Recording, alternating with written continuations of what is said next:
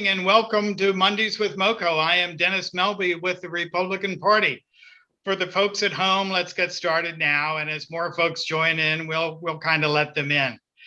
We have an hour for our program and our honored speakers have other commitments after that. I'm glad you're able to join us via technology. We have a great Zoom presentation for you.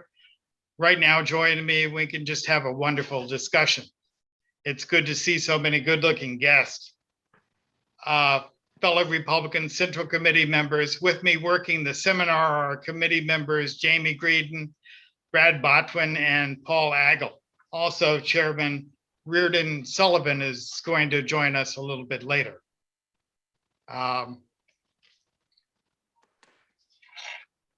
Today is the federal holiday of Columbus Day. If you had the day off, I appreciate you spending this evening with us. It's also apparently Indigenous Peoples Day. I did send a card to Senator Elizabeth Warren. She hasn't sent me a card back yet. She's apparently 1/1,000,000th American Indian, but I'm sure the card is in the mail and I'll get it soon. We're wrapping up Hispanic Heritage Month with a meeting next Monday night at Montgomery Latino Republicans at headquarters in Rockville. Many of these folks are people with a Hispanic heritage and an unchallenged devotion to hard work, family, prosperity, and democracy. We're looking forward to their presentations by Leo Salazar and congressional candidate Mariela Roca. In our webinar series every month, we explore important issues facing our community. Last month, our discussion featured Carol Swain, Christopher Shore, and Jennifer Cabani, cautioning all of us about the evils of teaching hate and racism to our kids in the guise of critical race theory. Thanks for participating, for attending their book signing at headquarters that Saturday, and volunteering for the anti-CRT bipartisan committee called You Are Us, United Against Racial Education in the US. And it's forming to oppose teaching this in our public schools. As you've seen, the esteemed Biden administration is terming opposition to teaching critical race theory as domestic terrorism. Apparently, it conflicts with the Attorney General's son-in-law's business opportunities. Yes, here in Montgomery County, we're an active group. Just a short time ago, there were hundreds of us in Rockville demonstrating in front of the county council building. We ranked the paid counter demonstrators about 4-1. Helicopters flew overhead.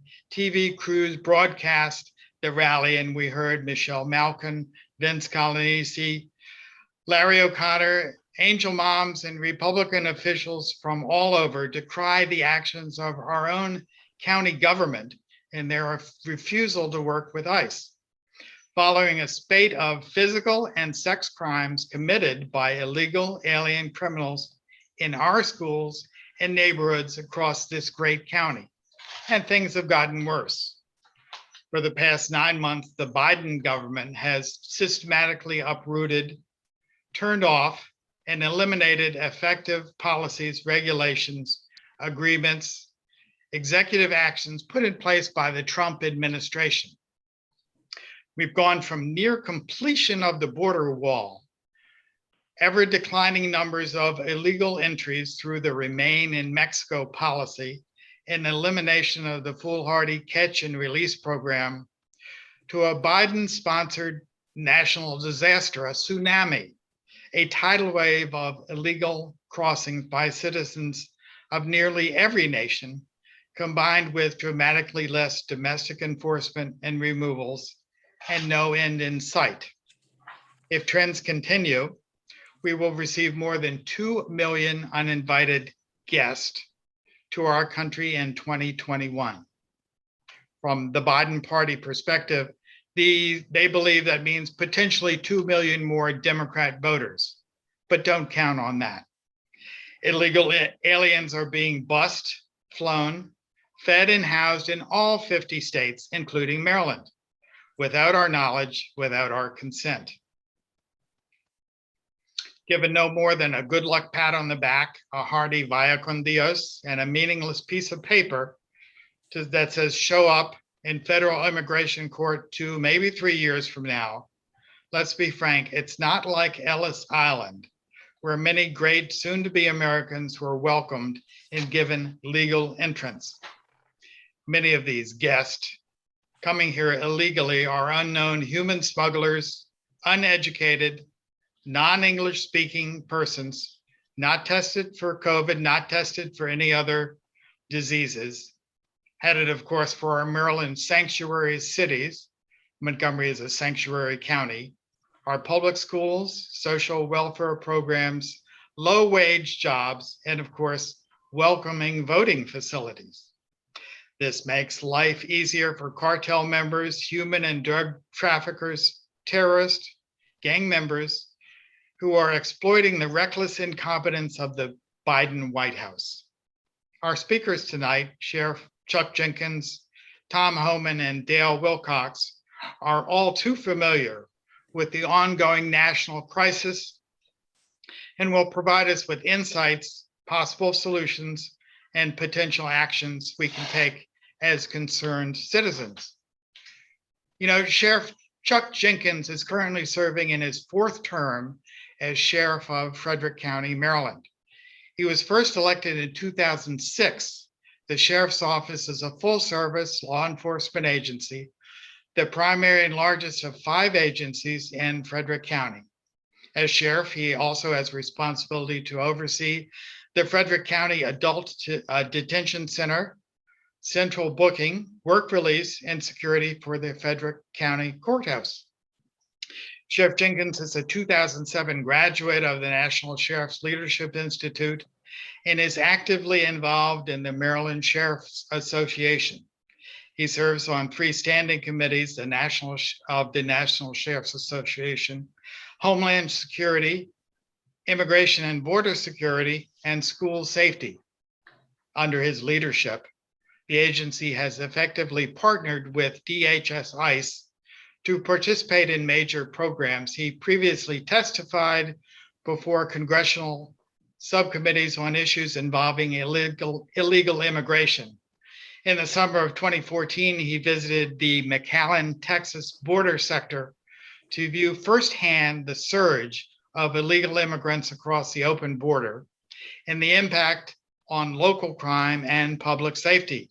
He's currently participating in a long-term project sponsored by the U.S. Army War College's Homeland Defense and Security section.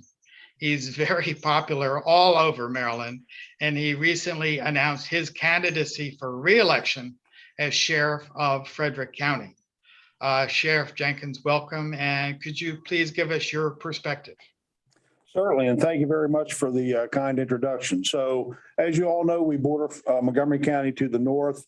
We have a population of about 272,000 people, largest landmass county in the state of Maryland, a huge responsibility. So, let me start by saying for many years, I've said that unchecked illegal immigration and the open borders has the potential to negatively impact every aspect of our life. And I think we're there now. I think we're seeing that scenario playing out across the entire country. And the line you mentioned earlier, and I'd said that back in 2010, every county will become a border county. I said that to Congress a decade ago, and here we are. So when we talk about immigration enforcement, there are really 2 components. Number one is the border security, which I'm going to let my good friend and patriot Tom Homan speak about tonight. But secondly, is the other component is the interior enforcement. And that's what I do in my partnership with ICE. We cooperate. We've cooperated with ICE now for over a decade, and I'm going to get into that. But this to me has always been a crime and public safety issue. I use this program, or I view this program as a tool to keep my county safe and my citizens as safe as possible. And I think statistics are going to bear that out. So what is a 287G program? Very simply this. It's a delegation of authority program which allows for a sheriff or state or local authority, including a governor or a county executive, to enter into an agreement with ICE for the purpose of allowing trained personnel to perform certain functions of immigration enforcement with the oversight of ICE. It's totally a jail-based program operating solely within the confines of a jail or detention facility by identifying criminal aliens, anyone not born in the U.S. who are subject to removal based on criminal actions. So that's pretty simple to me. So that means you have to be arrested, brought into our jail, and then identified as a criminal alien. We do nothing on the street. We ask no questions about immigration status. We don't make any inquiries into someone's being here legally or illegally. It simply doesn't happen on the streets of Frederick County, and quite frankly, nowhere on the streets of Maryland. So, and that's really important for people to understand. The program gets so mischaracterized all the time. I don't get enough ink to explain it. So talking about the program, when I was elected in 2006, shortly after that, probably mid 2007, I went about the task of asking ICE to accept us as a partner in 287G. I did that by letter to the Department of Homeland Security, followed up with then Congressman Bartlett here in Frederick County, who served this district very well. So it took about a year to be accepted into the program, and the vetting process was very in-depth. I mean, they scrutinized our agency, they scrutinized our personnel, myself as sheriff, my command staff. They looked at the quality of the agency, the quality of the people who were going to be involved in the program. So it took just about a little over a full year to be accepted by DHS into the 287G. So fast forward through a very, very scrutinizing process.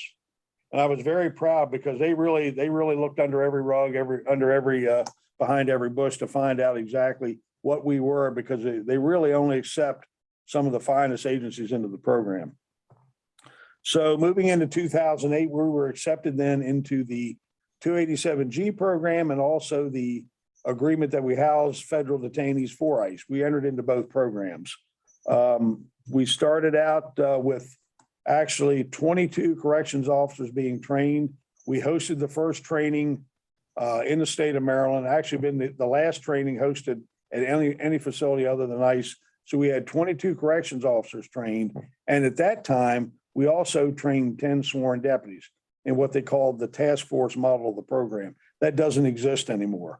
That was actually ended under the Obama administration, I think, in roughly 2012 or 13. So that doesn't exist anymore. So now it is entirely a jail-based program to identify anyone who's been arrested and is in this country illegally. We prepare the detainers under the supervision and oversight of ICE. The sheriff has no authority over the program. I have no decision-making in any of the processes.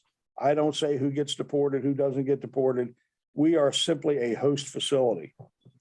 So over the many years now, it's been since 2008. So what are we, 12, 14 years, let's say, into the program. We've been recognized as a model program by ICE several times. We've received a number of awards, but most importantly, we get audited. Our program gets audited about twice a year right now. It was once a year under the Obama administration and moved up to twice a year. Under the Trump administration, which I have to tell you this, I will tell you, I've had the privilege of meeting President Trump, sitting at a table beside of him, next to him. That man loves this country. He loves America. He loves law enforcement. And when he came into office, you could feel the winds of justice blowing our way. We had the wind at our sails. ICE was operating like a machine, and everything was going well. So again, and I'm going to talk about some stats here, but the program has run very smooth in Frederick County, and I think the numbers are going to bear that out. So here we are in 2021 under the Biden administration, which has basically neutered ICE, if you will. ICE is doing nothing right now. The program still exists, but the ICE agents who are so frustrated, dejected, so demoralized because this president, this administration, along with the open border policies that are going to destroy this country, is now saying, ICE agents, stand down. You can't do your job. You can't identify and deport criminals. So now, right now, effectively, we have no interior enforcement. So you made that point a while ago. Along with the open borders now, criminals aren't being deported. Americans are being, injured, maimed, killed, murdered every single day. And it is simply wrong. It's absolutely wrong. So since 2008, let me talk about some numbers. When I talk about Frederick County, I really believe being a safer county. Over those years, we have prepared 1,767 detainers. We've served 1,592 detainers, with the vast majority of those individuals being removed from this county and from this country. Within those numbers, 114 transnational criminal gang members, mostly MS-13. 21 of them have had specialized military training. So they came here as trained guerrilla fighters. Out of that number, 43 came here under the DACA provision, the juvenile protection. 43 had committed felonies and or were gang members. So those are the types of individuals we've encountered here that through this program aren't in Frederick County any longer. So I would argue with anyone, aren't we a safer county because of it?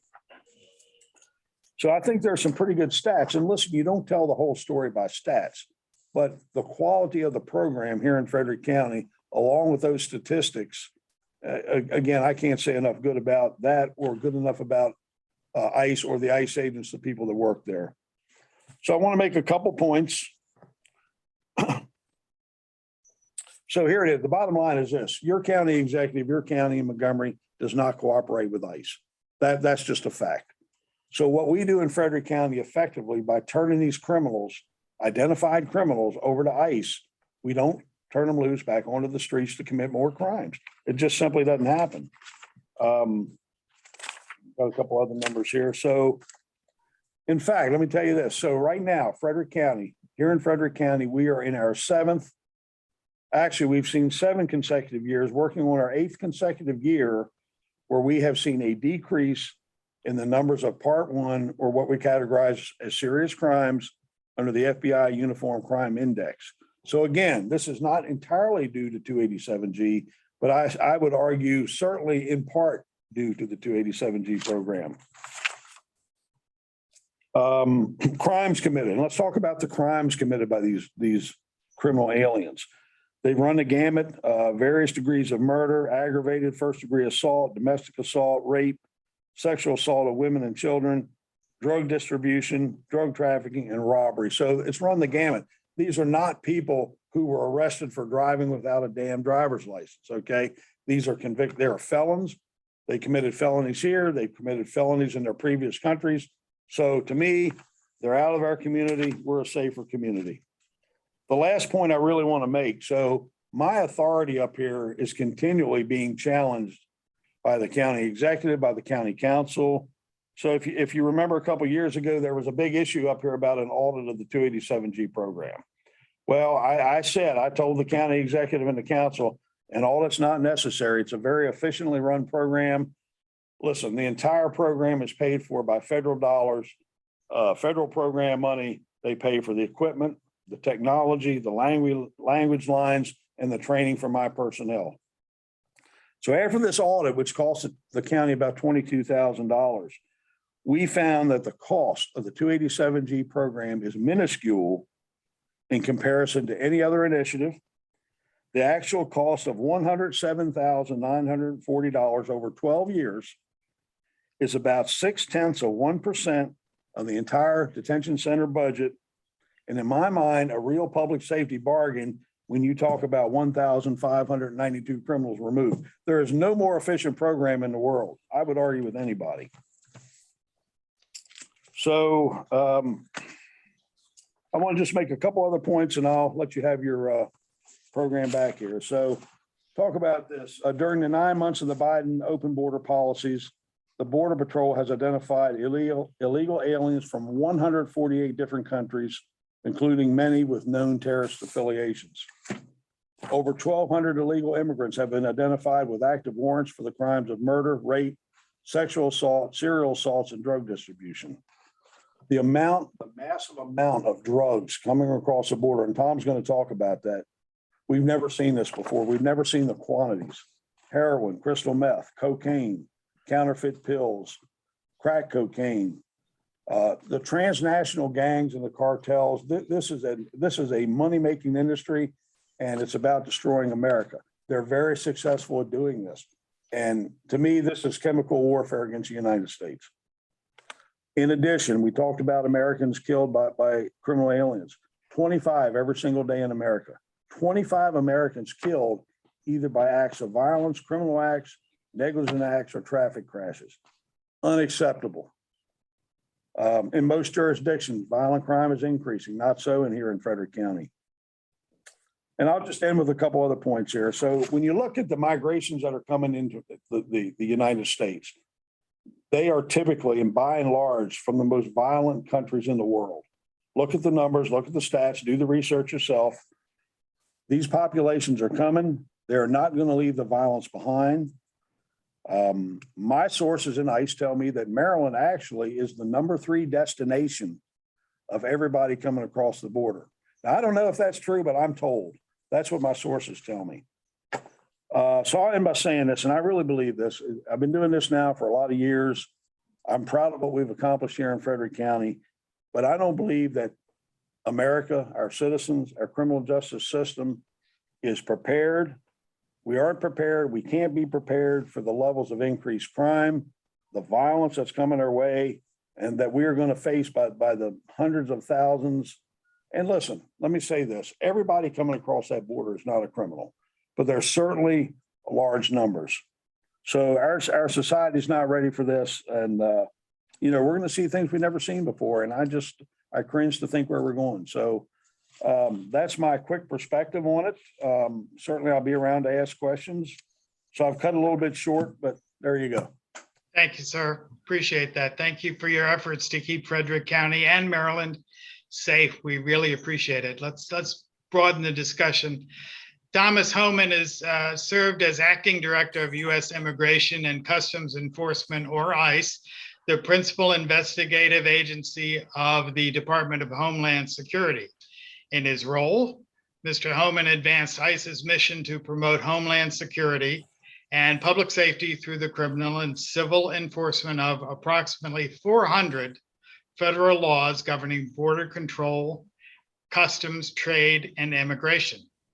Mr. Homan previously served as the Executive Associate Director of ICE Enforcement and Removal Operations. In this capacity, he led ICE's efforts to identify, arrest, detain, and remove illegal aliens, including those who present a danger to national security or are a risk to public safety, as well as those who enter the United States illegally or otherwise undermine the integrity of our immigration laws and our border control efforts.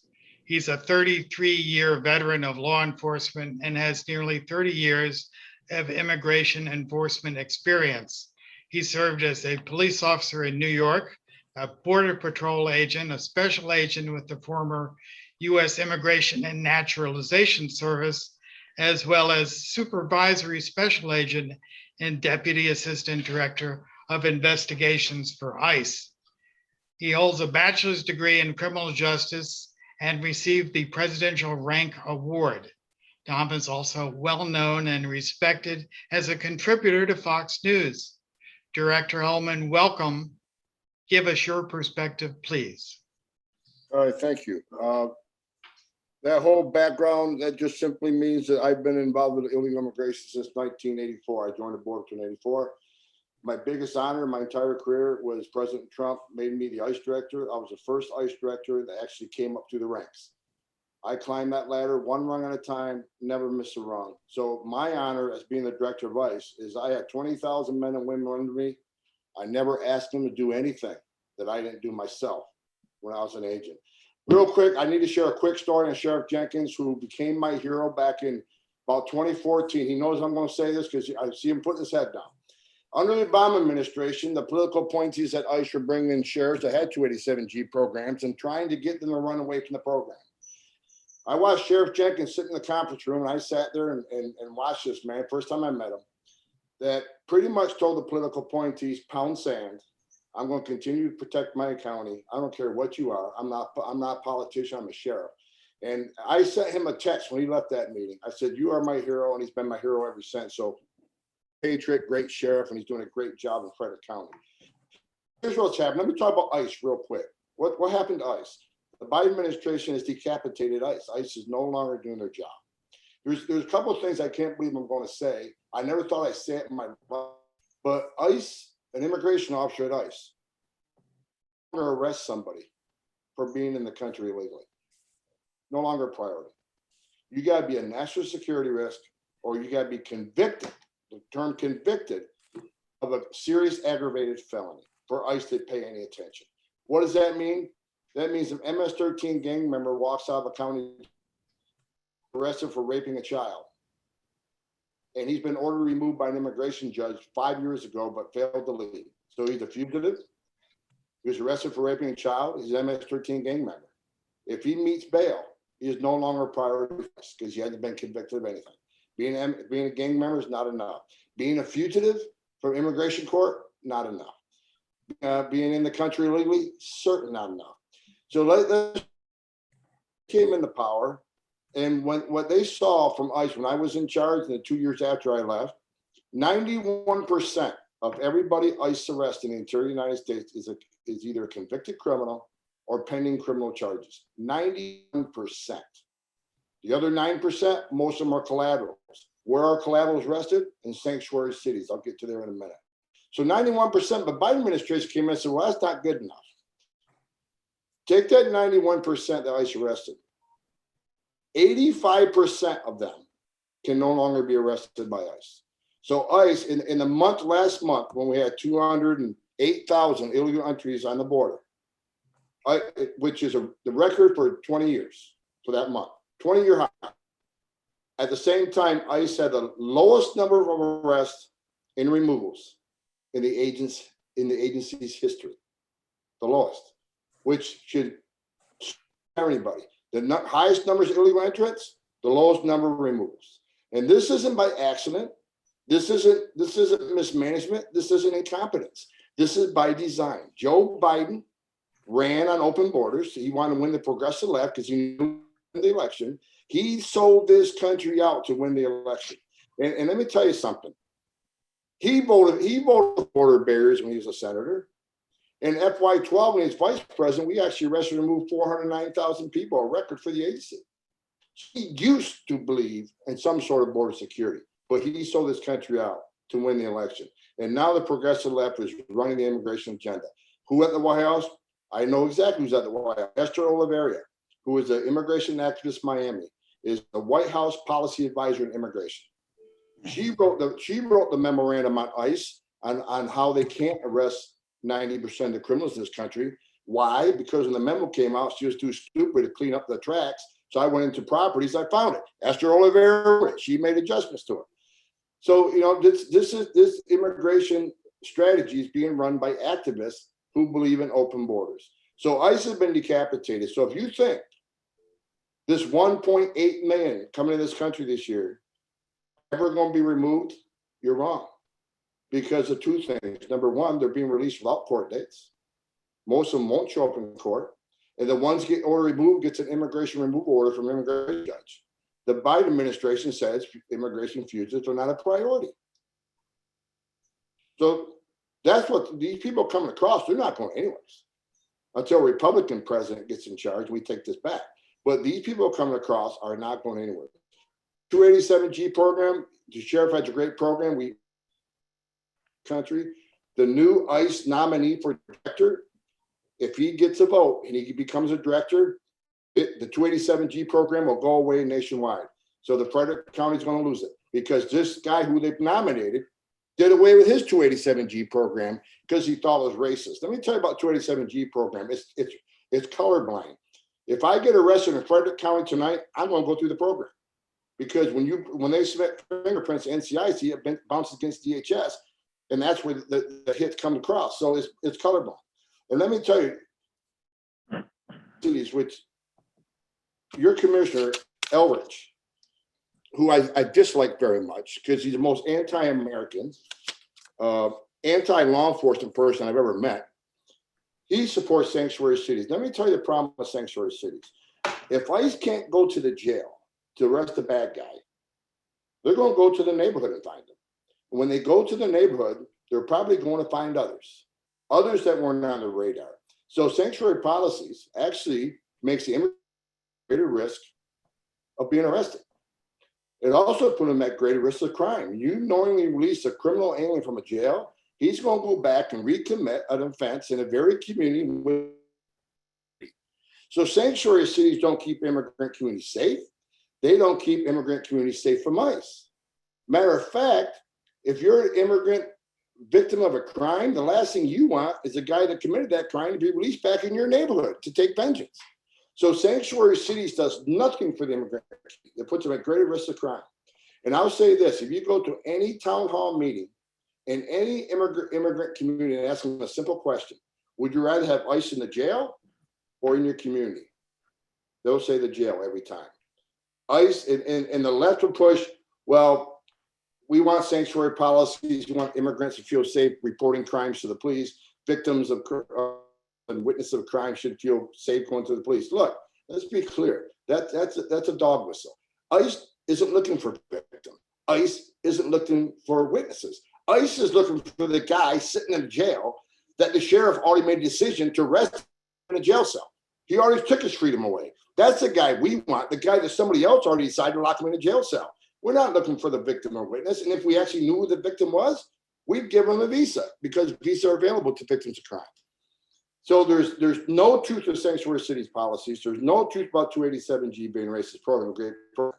Now, let me tell you about the border. You all see what's going on the border. I've been doing this since 1984. I've worked for 6 presidents. No president did more to secure our border than President Trump. I don't care if you like him, hate him. The fact is, he did more to secure our border than any president I've worked for. Illegal immigration was down 83% under President Trump. 83%, unprecedented by any president. He had agreements with South America, Honduras, Guatemala, El Salvador, safe third country agreement. He had agreement with Mexico on the Remain in Mexico program. He issued Title 42 because of the pandemic. He did everything he could to secure the border and had great success.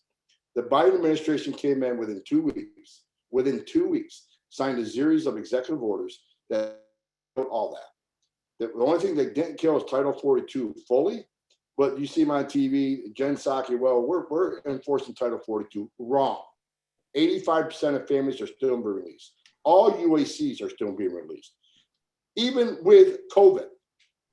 I got a call from a Border Patrol commander last night. In Arizona, the Yuma is unprecedented right now. People are coming across Yuma at record pace. They're transporting them to Mary, then they're being released in Riverside. They're far away from Bork. They don't want the American people to see what's going on. 42% of those positive COVID being released into the country. The Haitians you saw last week, the Secretary of Homeland Security gets on national TV, said, don't come, you won't succeed. You will be deported. If his lips are moving, he's lying. I worked for that man. He was deputy secretary. I used to respect him, but he's on national TV every day lying. At the same time, he was telling American people that standing on the podium in Del Rio, they're releasing 15,000 Haitians through the back door. And he says, well, then we went on Fox News that Sunday, he got caught. So he had to admit, well, they're actually released, but they're released, but they're in immigration proceedings. Another lie, because the Border Patrol Command, who I'm very friends with, sent me the notice to report that they were given. They weren't given an NTA. They weren't given a court date. They were given an NTR, notice to report. And I kind of lost my mind on Fox News that day during the interview, like I sometimes do. I got angry because I read the bottom paragraph of the NTR.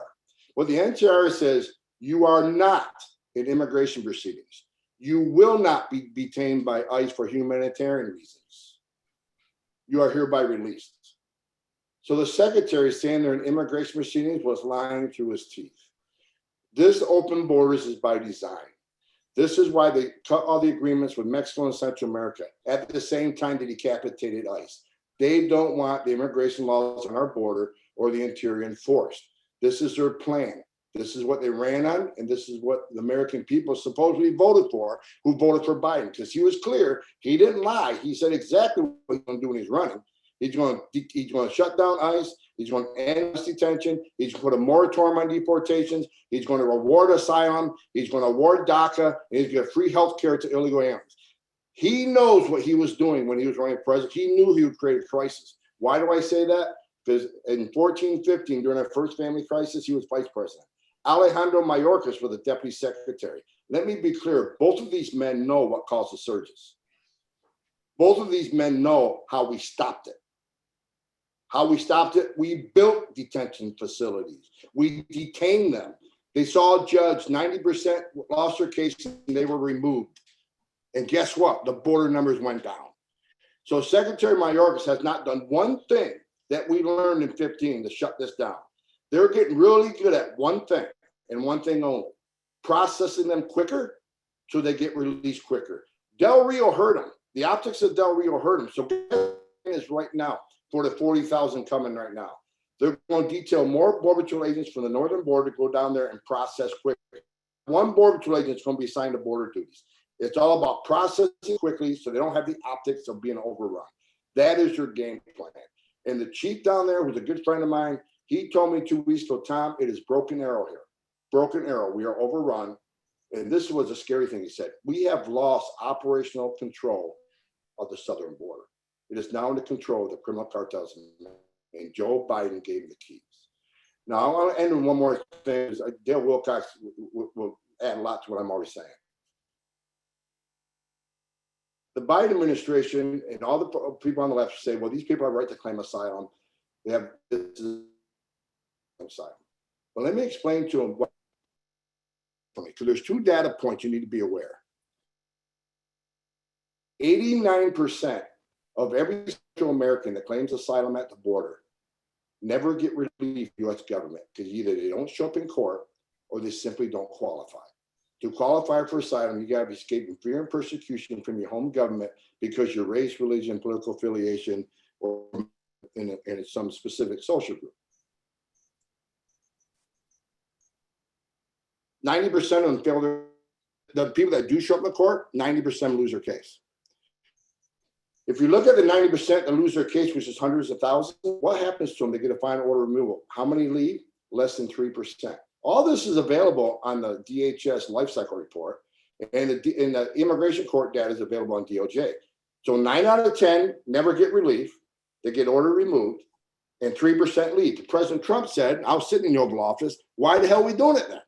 Let's keep them in Mexico for their hearing. That way, when 90% lose, we don't have to worry about finding them and removing them. That made sense. It made sense to me, and it still makes sense. Well, this administration won't tell you, you have to have the right to claim asylum, but they won't talk about the 90% that don't qualify. They won't talk about 3% that only 3% leave. This is open borders. This is what it looks like. And the sheriff was right. Border Patrol has already arrested over 10,000 convicted criminals. They've arrested, including 49 convicted of homicide. Now, these are people that don't want to get caught by the Border Patrol, right? So where's the bigger criminal population coming through? There's almost 400,000 gotaways. We talk about the 1.6, well, let's remember, just short of 400,000 aliens have crossed this border and were not arrested, weren't encountered. They got by because 50% of the Border Patrol, that's an accurate number, 50% of the Border Patrol is no longer on the line. They're in processing centers. Their criminal cartels send big groups to a certain area. They know Border Patrol will surge on that humanitarian crisis. So they move their opioids, their fentanyl, their gang members, and would-be terrorists to an unguarded part of the border. Now, I say terrorists on purpose. If Border Patrol arrested 11 people on the terrorist screening database, again, people that don't want to be arrested, how many people on the terrorist screening database were part of that 400,000? That just scared the hell out of everybody.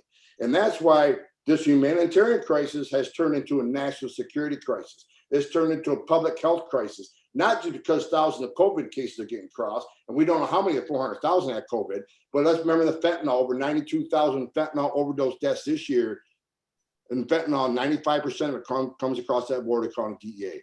It's a humanitarian crisis. It's a national security crisis. It's a public health crisis. And this administration has not done one thing, not one thing to slow the flow. So this is what we have. This is open borders, and I'll shut up and I turn it over to a great mind, legal mind. Let me tell you something about Early. I'm a senior fellow with Early. Dale Wilcox is my boss in that context. Reason I joined Early because they've been so successful in supporting common sense immigration. And what I love about them, they're constantly suing the Biden administration. We worked with Texas Attorney General. We're 3-0 because of the fine work by Immigration Reform Law Institute. So we need to support them. Is there anybody in this line? Go to Early, look at their website. they need support because they're outgunned by ACLU. They got a lot more money, a lot more lawyers. But Early's an outstanding organization. That's why I joined with them about a year and a half ago. Well, thank you, Mr. Hellman. I knew things were bad. You you opened our eyes. Things are worse than I thought. But let's bring in Dale Wilcox. He joined Immigration and Reform Law Institute in 2014 as its chief executive officer and is responsible for the overall management of the organization. He's a distinguished litigator who has dedicated his career to protecting civil rights and promoting accountability, transparency, and integrity in government, and fidelity to the rule of law. Prior to joining Early, he served as state and local director of the Federation for American Immigration Reform, FAIR, where he developed and executed a successful legislative program to advance FAIR's mission to stem unlawful immigration and promote legal immigration levels consistent with the national interest. He's a summa cum laude graduate of the Regent University School of Law and earned his Bachelor of Arts degree in political science with a minor in philosophy from the University of Louisville. He's a member of numerous court bars, including that of the United States Supreme Court. Mr. Wilcox, can you add to what our esteemed guests have said? Well, thank you for having me tonight. I'm truly honored to follow two amazing law enforcement officers who wore the badge to protect us day in and day out. As Tom was stating, my organization, if you have not heard of it before, we are a not-for-profit, nonpartisan law firm, principally. And we are the only law firm in the country whose sole focus is immigration. We come at this from a standpoint, we pursue sane, reasonable immigration policy for the national interest. That is, we serve the American people. And our question always is, what is good for the American people? Sadly, under the Biden administration, they've turned to more of a public service organization for foreign nationals. Their concern is about everyone else around the world and not about the folks at home who actually voted to get them into office. What have we been doing? So throughout the Trump years, you saw the ACLU and such organizations lose their minds and sue Trump over every policy he advocated for that would help gain control of the border, that would advance the interests of Americans.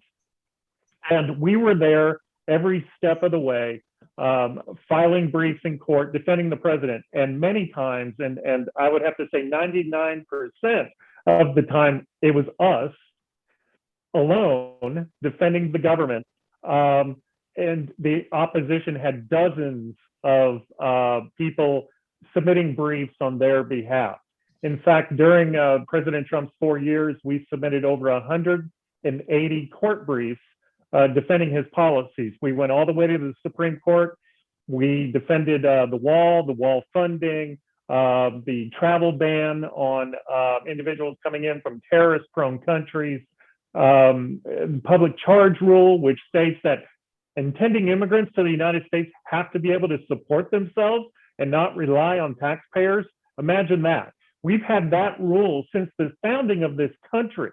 However, under Obama, under Clinton actually, they stopped enforcing this rule. So Trump comes along and says, we are going to enforce this rule. And what happens? He gets sued.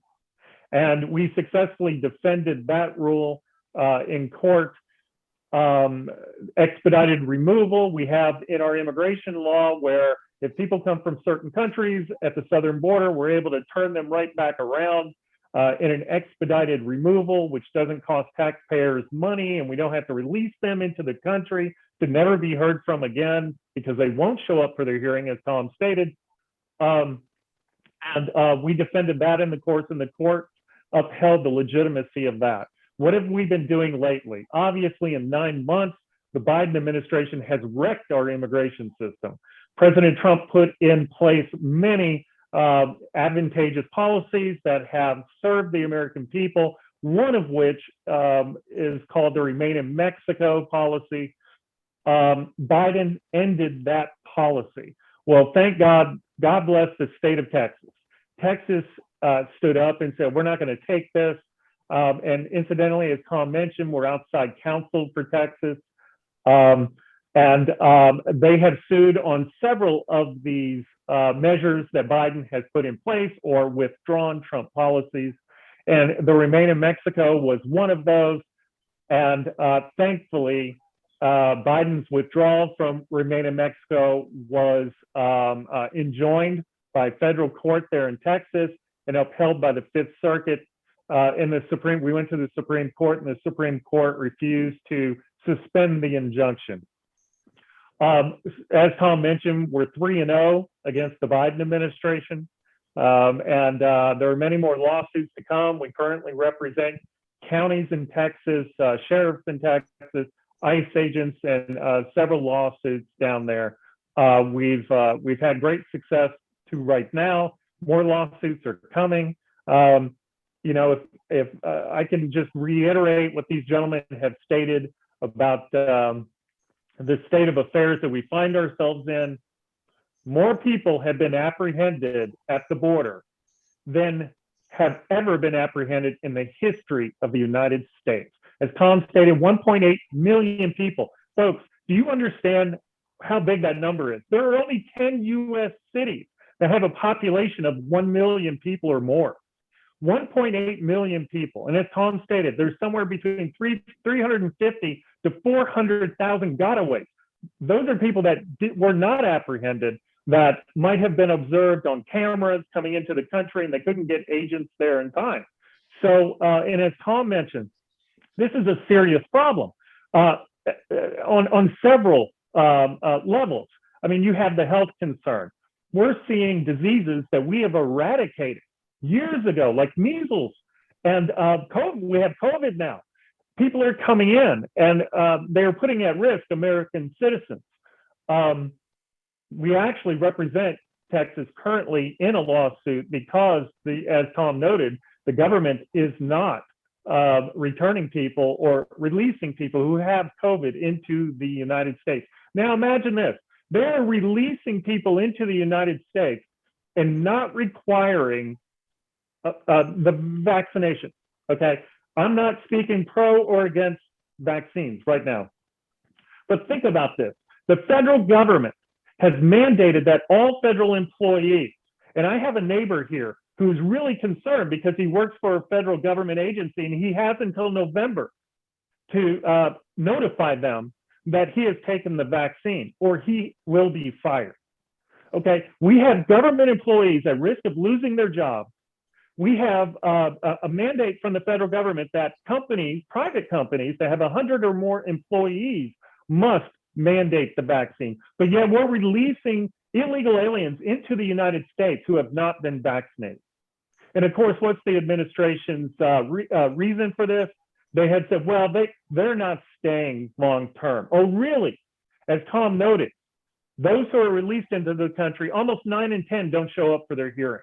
They're never seen again. They're never heard from. They're staying. And the administration knows it. Let's be honest here. The motivation for all this. Why? Because if you look back 25 years ago, President Clinton in his State of the Union address actually railed on illegal immigration and how it was a scourge to America and how we needed to get control of it. If you look at 2006, Pelosi voted for the border wall. What has happened since then? Well, Democrats have figured out they're losing their base with their extreme views, policies. They're losing voters. So what are they doing? They're importing voters. And that's why you're seeing pushes for amnesty. They are importing potential voters. And I hate to say this, but I've realized this year, it goes even further than that. And you had mentioned CRT. There is a section of these Democrats who hate, I believe, they hate America. They hate the flag. They hate what we stand for. And what they're trying to do is they're trying to collapse our system. They're trying to overwhelm the system and collapse the system so that they can put in place their political ideology. And we all know what that is. the big S and the big C. This is the motivation. This is the plan. This is why we're seeing what we're seeing. But the dangers are, there are health risks, as I mentioned. Tom had mentioned drugs, the opioid crisis. America is experiencing human trafficking. And then, of course, national security threats. As Tom noted, 11 national security people who are on the terror watch list have been arrested coming across the border. Well, what about those 350 to 400,000 gotaways that were not apprehended? Who are they and where are they at right now in our country? Remember, out of the 9/11 hijackers, at least 5 were illegal aliens, and 4 of them had come into contact with state and local law enforcement. They had been pulled over for speeding and various things, but yet they were in jurisdictions who would not allow them to check on their immigration status. We've seen crime spikes in Montgomery County, where I know the majority of today's participants are watching from. We see after 2019, when the county executive passed his promoting community trust executive order, you had 9 sexual assaults by illegal aliens. And people, you want to know what you can do? Public pressure. Kudos to you guys. You got together. You held rallies. You went and made a big stink, and he backed off.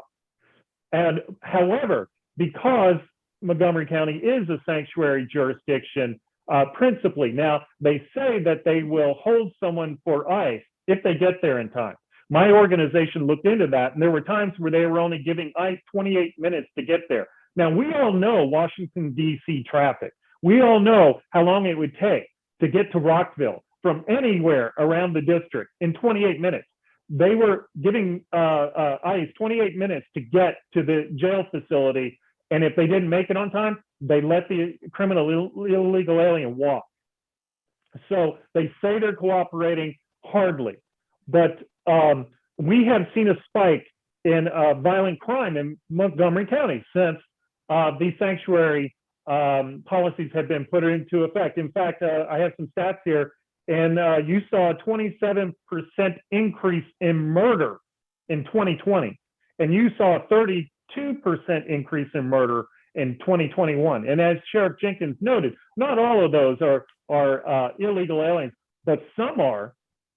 And those crimes would not have been perpetrated if the individuals would have been apprehended and held for ICE and removed from the country. So absolutely, cooperation with federal immigration authorities protects citizens against crime. It's necessary. And the federal government, believe it or not, our immigration laws also advocate. They want cooperation, although the Biden administration, as we've heard tonight, is not so quick to solicit that cooperation. I appreciate what you're doing here, because we need to keep the narrative out there. We need to let the public know what's going on so that we can put pressure on elected officials to do the right thing. I appreciate you giving me the chance to speak tonight. Thank you, Mr. Wilcox. That's very, very good. We really appreciate it. I know that our time is running short. I'm going to ask you all to give us maybe 10 more minutes, and we can get some questions in, if that'd be okay. I know that we told you you could go at 8:30, but 10 more minutes would be great if you do that. Jamie, do you have a question from the audience? The audience, but considering that I have a background in immigration, I work for the Center for Immigration Studies, if any of the participants are familiar with that organization. So I have a question myself. Does anyone mind if I ask it? Okay. Okay, sorry. Okay, so excuse me, sorry, look at my notes. So on September 9th, the Biden administration said that, let me make sure I get this quote right. According to the DHS website, that the DHS members of the DHS will have to be fully vaccinated, or they will have to see fully vaccinated, and they will have to receive the second dose of Moderna or Pfizer or a single dose of Johnson & Johnson starting November 22nd, 2001. And any of the speakers can answer this question. What do you think will happen if anyone who the autonomy, who believes in, immunity, what do you think will happen to those who are currently working at the border now? What will happen, end of November?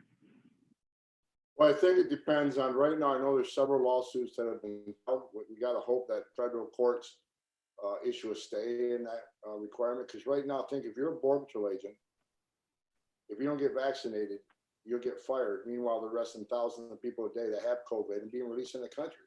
It's just ludicrous. So I've talked to FLEOA, the Federal Law Enforcement Officers Association, is involved. There's several attorneys that are working with the unions, and ICE Council Union, to try to get a federal court to issue a stay. If they don't issue a stay, look, no one in the Biden administration is going to cry if there's less Border Patrol agents or less ICE agents. So it's terrible. I've talked to hundreds through my website, Border Patrol agents and special agents that are just beside themselves. And I spoke to a patrol agent 3 days ago who broke down and cried. Just found out she's pregnant. And we don't know enough about the vaccine. That she really want to put the vaccine in her body, not knowing what it do to her unborn children. And this is just a travesty. The men and women who put their lives on line for this country today. And I showed Sheriff Jenkins, law enforcement across the country is having, there's large police departments that are going to lose 40–50% of law enforcement. I'm hoping that a federal court somewhere, maybe Dale, something's pending, but I don't see a federal court yet making that call. But I know there's numerous lawsuits. We just got to hope some court steps up someplace and issues a stay, because if they don't, we're going to lose a lot of law enforcement officers. And DHS with this secretary is an embarrassment to the position he holds. He's supposed to secure this nation, and he's done nothing to secure it. Matter of fact, he just decided to cancel all wall contracts. So in the middle of the national crisis on the border, he takes another tool away from the Border Patrol to do their job. So he needs to be impeached. Anyway, that's my thoughts. We need a stay issued by the federal court. Until then, everybody, Jeffrey, losing their job in law enforcement and DHS. We have a question from a couple of people in the upper part of the county. They want to know what individuals can do other than wait for the local elections and more than a year. Do you have any idea what individuals can do to fight this, to stop it? Here's what I've been saying. I'll real quick. On Fox News, I've been saying this on every show I can get on. Call your congressman, your senator up. I don't care if they're Republicans. Tell them, why the hell are you sitting down talking about an infrastructure bill? Why are you talking about a budget bill? You should be boycotting any meeting on the Hill of the Democrats until they show you some movement on immigration, specifically the national security crisis on border. 17 Republican senators voted for the infrastructure bill. Shame on them. They don't think the national security crisis on borders is that important. If I was a congressman or senator, I would wipe my hands. I'm not meeting with you on anything. The Biden administration priorities can sit on a shelf until you show me action on the border. That's just my thought. Sheriff Jenkins? I would add also, listen, put pressure, all the pressure you can bear on local elected officials. You also be raising hell down there with Ehrlich, I think you pronounce his name, your county executive, the county council. You should be continuing to pressure locally, because that will all push up. As like Tom said, you've got to put pressure. Our congressmen in Maryland, our congressional caucus, they don't give a damn about illegal immigration. They won't touch. My congressman won't even entertain a visit from me. So again, it's about the public putting pressure on the local elected officials. Jamie, do you have another question? For Sheriff Jenkins, how do you fight against Casa de Maryland in your county? And in response to that question, how should we in Montgomery County fight against Casa de Maryland? Well, first of all, with me, every day I walk into the office like an 8-round boxing match. I just grease up my cheeks a little bit and jump in the ring. But listen, Casa de Maryland, honestly, this governor could defund Casa de Maryland. That would make my fight a lot easier. They get a lot of state funding, a lot of money from the state of Maryland. If the governor would choose to defund Casa de Maryland, it would make my life easier. Listen, they can say what they want to say. I'm called a racist every day of my life. I'm called a bigot. I'm every name in the world. But listen, I do my job. I hold my head up high. And it's like Tom said a while ago, we're not profiling. We're not targeting based on any race or ethnicity. We're simply enforcing the laws that are on the books. Wilcox, is there anything that you can think of that individuals can do? Well, I think what's been stated here obviously is what I would advise, putting that pressure on. We saw Elrich reverse his extreme sanctuary policy when people stood up. When you guys have to organize, you have to get out there. And you had a protest at the county building, and you had a great turnout. I believe I recall Larry O'Connor. This is one of his issues. He showed up, and that put pressure on them. You've got to put pressure on them. Hold their feet to the fire. It's what you can do. And regarding CASA, yeah, they are particularly obnoxious. Even in 2020, when we were experiencing the pandemic and everything's closed, we've been going after Montgomery County government for quite some time. We have an investigations unit in our law firm, and we use public records to keep an eye on what government officials are doing. In Montgomery County, we've definitely been digging into them, which is how we found out about they were only giving ICE agents 28 minutes to get to the jail before they release people. But CASA, despite the pandemic depleting the county's budget, they still requested Elrich to provide the normal level of funding from the county to them. So they're county funded, and as Sheriff Jenkins said, that funding needs to be pulled. And in fact, we haven't released this yet, but I guess tonight I can say it. We have an investigation about to break that CASA was behind the Elrich's executive order. They edited the thing. There's communication going back and forth, so they had their fingerprints all over that order. So yeah, they're particularly obnoxious. They don't have the interests of the American people at heart. They are solely focused on serving foreign nationals and not American interests. Remember, I mean, these illegal aliens are citizens of other countries. As elected officials, their duty is to serve the people of, that put them there, the people that voted for them, citizens and legal residents of their communities. Yeah, And let me add one more thing to that. So every single time that I've been sued over an immigration related issue up here, CASA has funded part of those attorneys, part of the legal Yes. teams have been provided by CASA to Maryland, again, through that state funding stream. I've had two more things, guys. I met with 20 Texas congressmen in Texas about 2 months ago, and I told them, Republican congressmen, if they don't get their head out of their butts, we won't win another election in 15 years. You guys got to engage. We're too polite, right? The Republicans are right. We're too polite. We're too politically correct. We got to become street fighters. And a couple of things I'll say.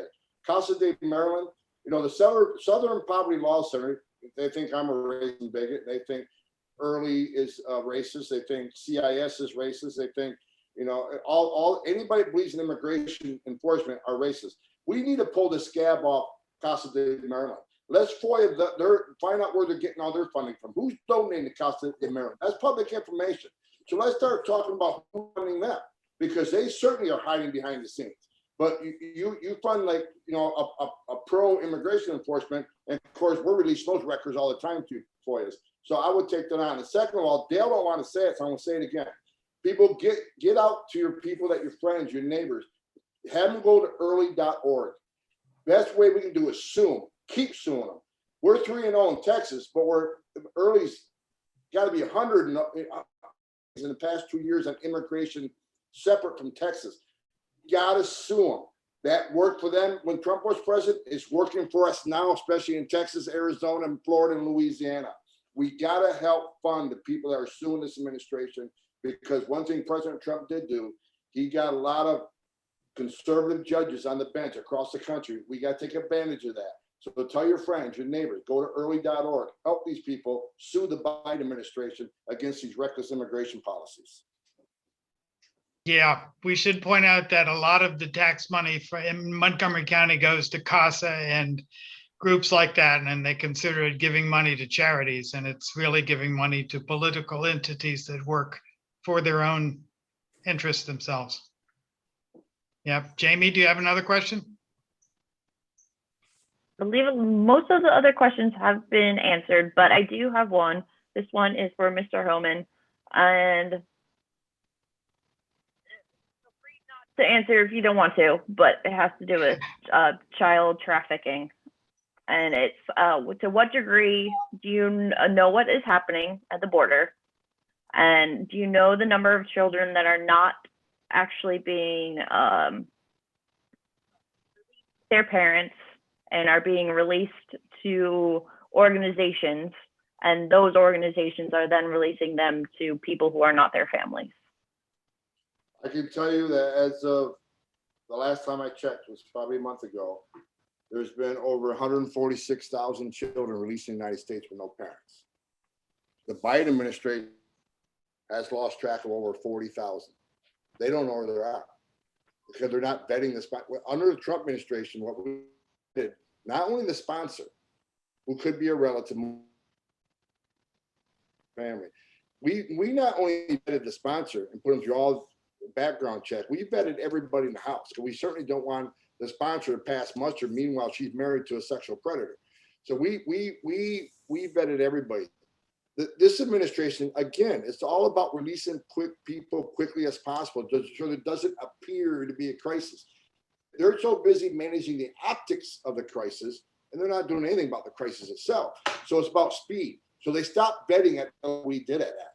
So, and surprisingly, they've lost track of 40,000 kids. So, they want to keep attacking me and the Trump administration on what they call family separation, because the parents were locked up and they're being prosecuted, just like every U.S. citizen family gets separated from their child if they get arrested and prosecuted. And I noticed today in the media saying, well, they're still trying to find 1,000 parents of those children that were separated by Trump administration. Let me be clear. What they're not telling you, when ICE removed the parent, they were given clear option. Do you want the child removed with you? And many times the parents said no, because their whole plan was to get the child here with the other spouse or the relative to get American education, get an American social system. Their whole plan was getting here. So the reason they're not finding the parents, they don't want to be found. But mark my word, they're going to start finding next month, because the Biden administration has a plan to award permanent resident status to anybody that's been separated. Now they're offering a carrot. Now you're going to see parents that didn't want to come forward. This administration has been far more reckless of their policies. When you got over 140,000, 150,000 children that were put in the hands of criminal cartels to be smuggled into the United States because Biden decided to release all UACs in this country. And let me be clear, 70% of UACs are the age 15, 16, 17. They're not the 2 and 3-year-olds that you think they are. So when the Biden administration said, we're going to release all UACs in the country, regardless if they have COVID, that just caused parents to put their kids in the hands of criminal cartels to be smuggled. That is scary when you think about 40,000 children they've released to who. And believe me, I've done this for 35 years. Some of those children are going to be victims of trafficking. Some of those children have been put in sexual exploitation. They'll be put in pornographic movies. Not all of them, but there's going to be a certain percentage that were trafficked, and that's going to be a black eye in the Biden administration when that all comes out in the next. Yes, I agree. It's so sad. It's amazing, and everybody's got a cell phone now, so they've got the phone numbers of the people that were left behind in their countries, and they can say, we're going to torture your mother and unless you do what we say to do. And so it's going to be very, very difficult for years because of what we've been doing in the past 6 months. I'm afraid we've got to go. Before you go, make sure that you continue to stay in touch with your local Republican Party. We need to hear from you. We intend to keep reaching out to you for help, for support, for guidance, and fresh ideas. If you have more questions, you can always email us at newsletter@mcgop.com. That's newsletter@mcgop.com. We'll get back to you. We're already planning the November Mondays with MoCo. We'll send you an announcement and put it in the party line. To our speakers, we'll make sure that everyone has your contact information after tonight so that they can reach you, and also any further information you'd care to pass on, send it to me and I'll make sure that people get it. We'll also include websites so that folks can help to support your causes. We think we're at capacity for our Zoom viewership tonight. So the folks who registered but couldn't make it, we've recorded the session and we'll get that to people that need it. I know you all join me in thanking our speakers for their thoughts and all they're doing to inform our country of this important subject. Sheriff Jenkins, Director Homan, Mr. Wilcox, thank you all, gentlemen. I'm Dennis Melby for the Republican Party. Thank you and good night.